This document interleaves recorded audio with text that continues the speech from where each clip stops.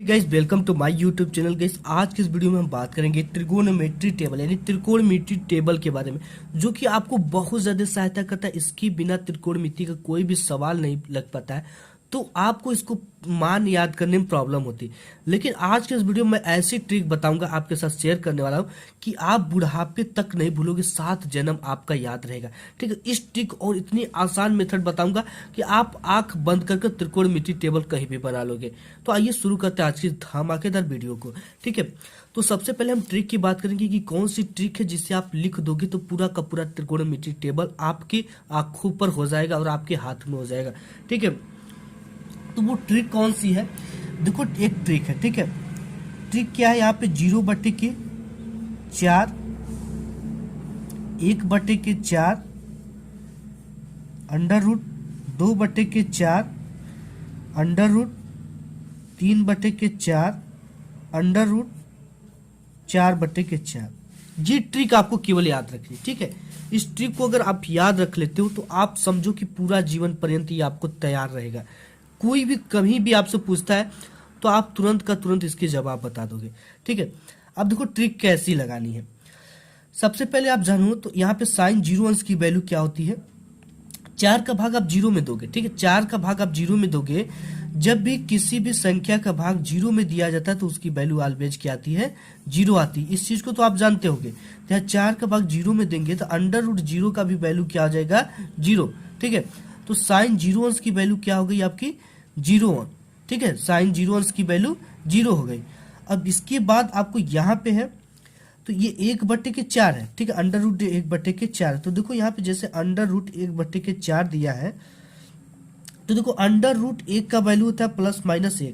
ठीक है, यानी कि ये इससे बाहर निकल जाता है, केवल इसका वैल्यू 1 होता है। और यहाँ पे √4 है तो √4 की वैल्यू होता है केवल 2। ठीक है, अब इसको चीज को समझ जाओ आप थोड़ी सी। जैसे इस पे कैसे 2 हो गया? क्योंकि अगर 2 को आप लिखोगे तो 2 का स्क्वायर लिखोगे √4 को, तो इसके बाद जो 2 और √, की वैल्यू होता है 1/2 पावर पे। 1/2, 2 से 2 कट गया तो इसकी वैल्यू कितना आ गई? केवल 2 आ गई। ठीक है, तो यानी कि √4 का वैल्यू कितना होता है? 2। तो यहाँ पे हो जाएगा आपका 1/4 का वैल्यू 2। अब यहाँ पे देख सकते हो कि √2/4 है, तो यहाँ से देख सकते हो आप जैसे √2/4।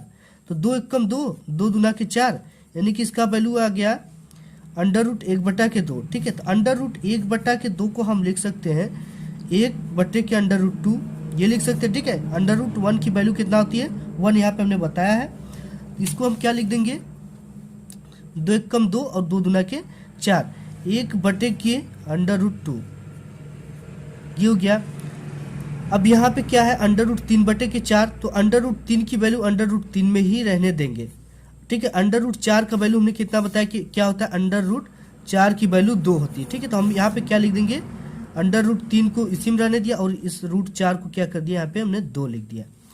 अब यहाँ 4 से 4 कट जाएगा तो यहाँ पे क्या बचेगा? जब यहाँ पे √4/4 है तो 1 4 एकम 4, 4 एकम 4, तो ये √1 आ जाएगा। इसका वैल्यू क्या होता है? 1 होता है। तो यहाँ पे हमें 1 लिख देना है। ये हो गया। अब देखो, जो कास की वैल्यू होती है ना, ठीक इसका उल्टा होता है। कास की वैल्यू ठीक इसका उल्टा होता है। आपको सिंपली इसका उल्टा लिख देना है। सबसे पहले 1 लिख देना है, फिर √3/2 लिख देना है। इसके बाद यहाँ पे ये लिख दिया, फिर ये चीजें यहीं पर आ जाएगी। इसके बाद 1/2 यहाँ पे लिख देना है, एकदम उल्टा कर देना है और यहाँ पे 0 लिख देना है। ठीक है, कोई प्रॉब्लम नहीं। यहाँ तक तो चीजें आपको समझ में आ रही, बिल्कुल इजी। इससे भी सिंपल अभी आने वाला है।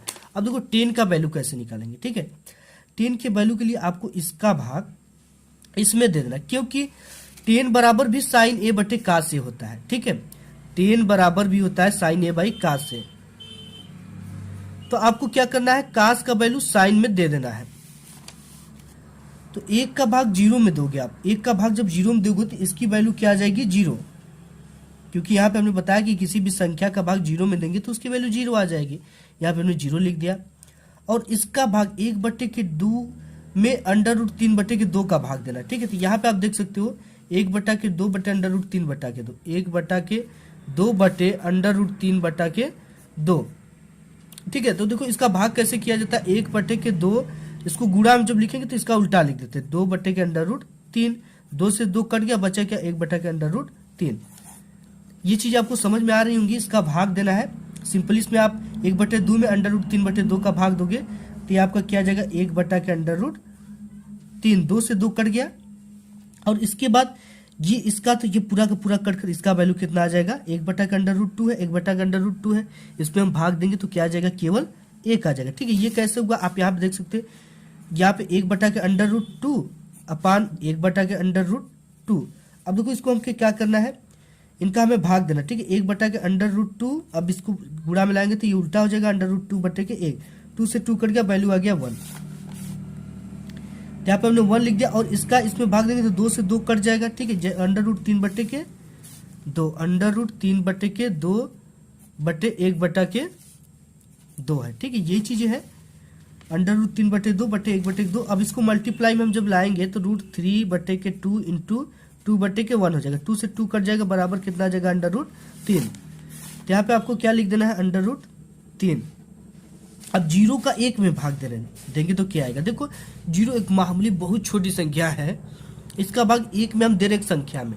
ठीक है, तो ये क्या होगा डू नॉट डिफाइन, यानी कि ये परिभाषित नहीं है। जैसे हमने यहाँ पे 1 का भाग 0 में दिया तो 0 आया, लेकिन 0 का भाग जब 1 में देंगे तो ये अनंत आता है। ठीक है, तो इसको हम क्या लिखते हैं अपरिभाषित।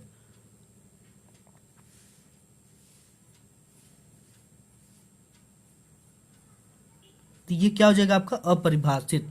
के बाद नेक्स्ट है कोसेक ए। ठीक है, कोसेक ए की वैल्यू देखो कैसे निकालनी। अब देखो यहाँ पे कोसेक ए जो होता है वो साइन का उल्टा होता है। ठीक है, कोसेक ए बराबर होता है 1/sin ए, यानी कि कोसेक जो होता है वो साइन का उल्टा होता है। ठीक है, साइन बराबर 1/कोसेक ए हो जाएगा। तो कोसेक ए ज्ञात करने के लिए यहाँ पे साइन के जो मान को हम उल्टा कर देंगे। ठीक है, यहाँ पे 1/0, तो यहाँ पे इसके मान को क्या करना है, हमें उल्टा करना है। ठीक है, जैसे यहाँ पे क्या है,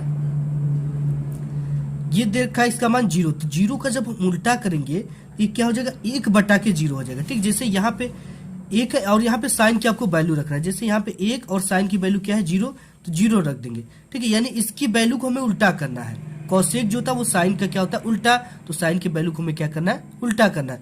और यहाँ पे आप 0 रख दोगे, 1/2 रख दोगे तो भी मान आ जाएगा, लेकिन यहाँ पे आप सिंपली भाषा तक उल्टा करना। तो देखो जब हम 1 का उल्टा करेंगे, 0 का उल्टा करेंगे तो ये 1/0 आ जाएगा, क्योंकि 1/sin ए होता है कोसेक की वैल्यू, तो साइन की वैल्यू 0 है, तो 0 यहाँ पे रखेंगे तो 1/0 आ जाएगा। अब देखो जब 0 का भाग हमने बताया कि किसी भी संख्या में देंगे तो वो आएगा आपका इनफाइनाइट, यानी अपरिभाषित, डू नॉट डिफाइन। तो यहाँ पे हम क्या लिख देंगे, ये 0 आ गया 1/0 यानी अपरिभाषित। इसका जब वैल्यू उल्टा किए तो यहाँ पे हम लिख देंगे अपरिभाषित।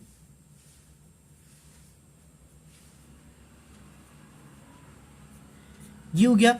अब देखो इसके बाद 2/1 का उल्टा करेंगे हम तो क्या आ जाएगा केवल 2 हो जाएगा। ठीक है, जैसे यहाँ पे आप समझ सकते हो कि 1/1/2। ठीक है, साइन की वैल्यू क्या है 1/2 हमने रख दिया।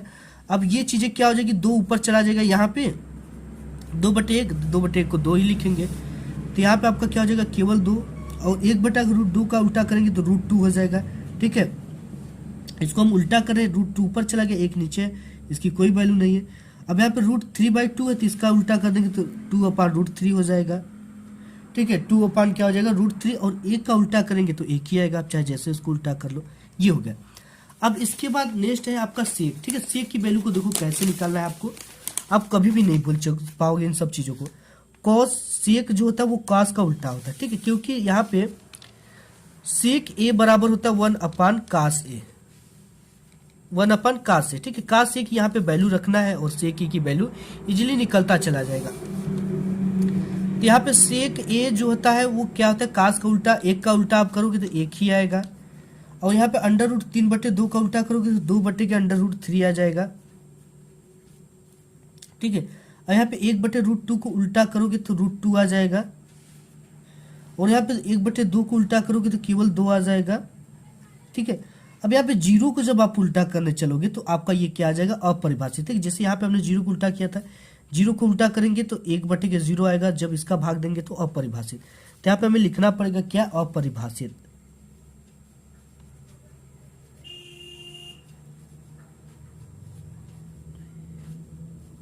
ठीक है, ये हो गया।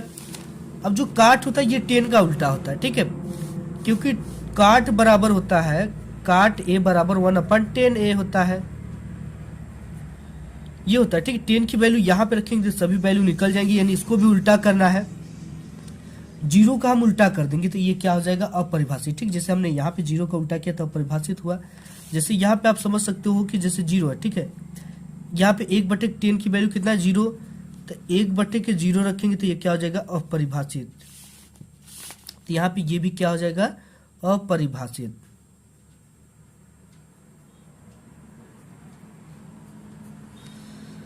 अब हमें इसका उल्टा करना है तो ये √3 हो जाएगा केवल, ठीक है। 1/√3 तो √3 ऊपर चला जाएगा, 1 नीचे आ जाएगा। 1 का उल्टा करेंगे तो 1 ही आएगा। √3 का उल्टा हम जब करेंगे तो 1/√3 हो जाएगा, ठीक है। उल्टा हमने कर दिया इसका, और अपरिभाषित है। अब इस चीज को समझना है, यहाँ पे एक चीज और भी फंस जाती, ये क्या था आपका अपरिभाषित, 1/0 था, ठीक है। तो यहाँ पे 1/0 हम जब रखेंगे तो ये 0 का चला जाएगा, ऊपर चला जाएगा, ठीक है। तो ये क्या हो जाएगा, 0/1 हो जाएगा, 0/1। तो इसमें जब हम भाग देंगे, 1 में जब 0 का भाग देंगे, यानी कि 0 का भाग किसी संख्या का भाग 0 में देते हैं तो उसका वैल्यू क्या आता है, 0। तो इसकी जो वैल्यू आ जाएगी आपका 0 आ जाएगी, ठीक है। तो गाइस यही आपका टेबल है जहां से आपको 90 अंश का मान बिना याद किए केवल एक ट्रिक से आप फॉलो करना। आपको 0/4, 0/√1/4, √2/4, √3/4, √4/4। आप गिनती जानते हो, 0, 1, 2, 3, 4, और सबके बट्टे में क्या है, 4। इससे सभी वैल्यू को निकाल सकते हो। तो गाइस आज की इस वीडियो में बस इतना ही। उम्मीद करता हूँ कि वीडियो आपको पसंद आएगी। पसंद आए तो वीडियो को लाइक जरूर करिएगा।